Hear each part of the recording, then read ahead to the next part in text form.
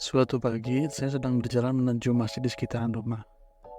Terus tiba-tiba saya melihat seorang ibu-ibu gitu ya, sedang membuang sampah ke sungai. Dengan taste-nya padahal di situ teh ada tulisan dilarang membuang sampah ke sungai atau akan dikenakan denda sebesar 5 juta rupiah. Tapi si ibu ini tiis aja buang sampah. Tidak memperhatikan gitu ya.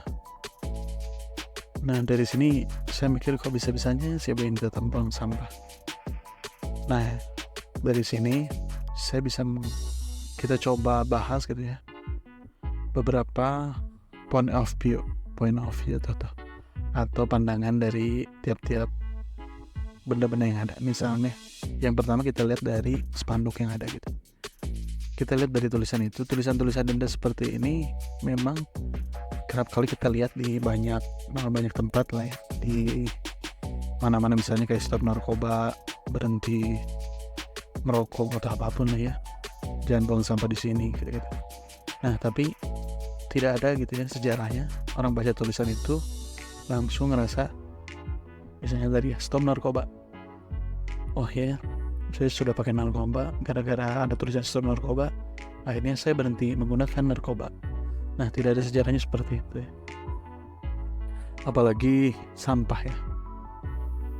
Jadi menurut saya salah satu tulisan ini memang kurang efektif lah ya untuk dipasang, meskipun ada tulisan-tulisan lah ya.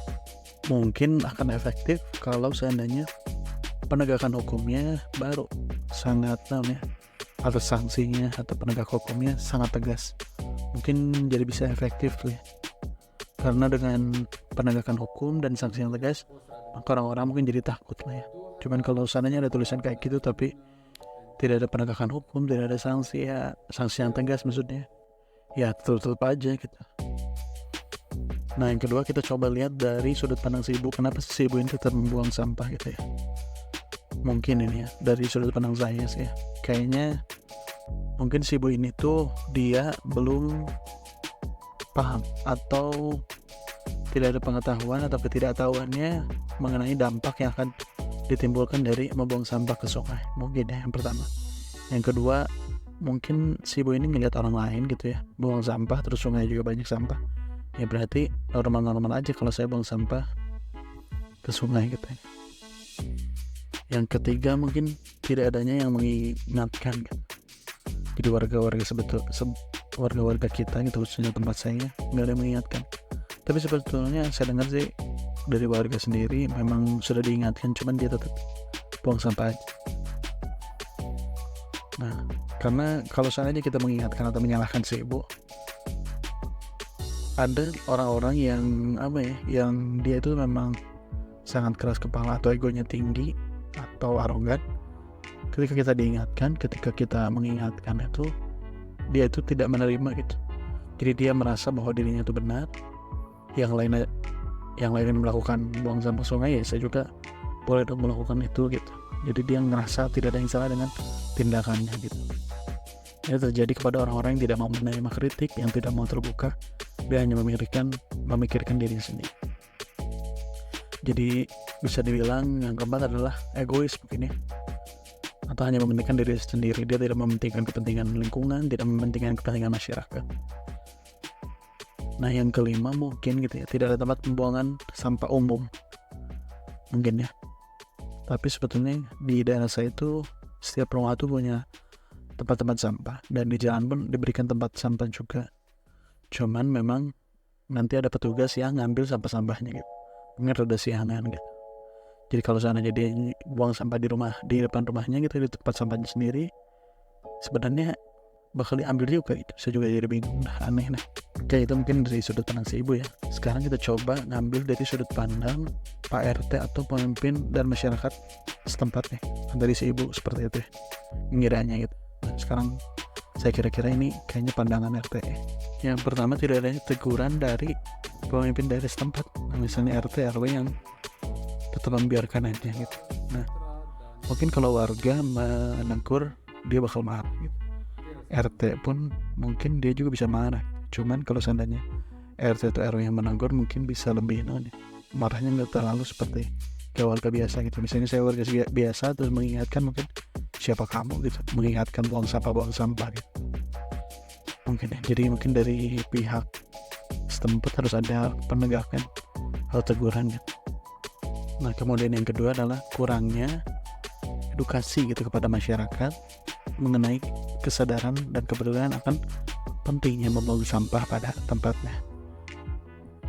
Ini jujur sih mungkin menjadi salah satu alasan utama ya, karena tidak adanya mungkin dari kepala daerah atau RT RW setempat yang memberikan edukasi gitu, atau memberikan penyuluhan mengenai sampah-sampah ini gitu. Jadi kita juga bingung gitu ya, mungkin si ibu tadi memang nggak tahu bahwa dampak membuang sampah itu seperti gimana karena tidak diberikan edukasi. Mungkin ini salah satu solusi yang paling tepat gitu untuk memberikan edukasi kepada warganya, karena kita perlu tahu juga gitu sebetulnya. Mungkin ini juga buat saya juga ya, dampak dari ketika kita membuang sampah ke sungai gitu ya, mungkin 1 atau 2 orang tidak akan terasa gitu, tapi kalau seandainya dilakukan oleh banyak orang gitu, dan dilakukan selama berhari-hari, berminggu-minggu, dan bertahun-tahun, maka bisa jadi terjadi penumpukan atau pencemaran air.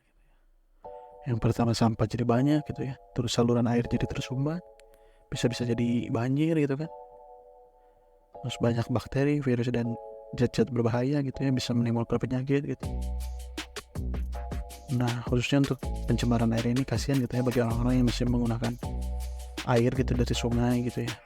Terus juga kasihan juga, saya sering lihat berita-beritanya bahwa banyak biota laut yang makan plastik gitu, kayak kura-kura makan plastik, atau anjing laut, atau apapun. Pada paus juga ada yang banyak makan plastik gitu. Nah pertanyaannya, kalau seandainya masih saja masyarakat membuang sampah sembarangan meskipun sudah diberikan edukasi, sudah disampaikan dampaknya gitu ya, maka solusinya adalah salah satunya adalah masyarakat dan para penegak hukum atau RT RW-nya yang harus bertindak. Mungkin mereka harus secara aktif gitu ya, mengedukasi masyarakat dan juga menegakkan sanksi yang tegas gitu. Seperti harus bayar 5 juta ya harus bayar gitu. Nah mungkin di sini juga ada yang bertanya juga ya tentang persampahan. Mungkin tong sampahnya kurang, tapi tadi sudah dijelaskan bahwa tong sampah tuh di daerah saya tuh di setiap rumah itu pasti ada tong sampah ya.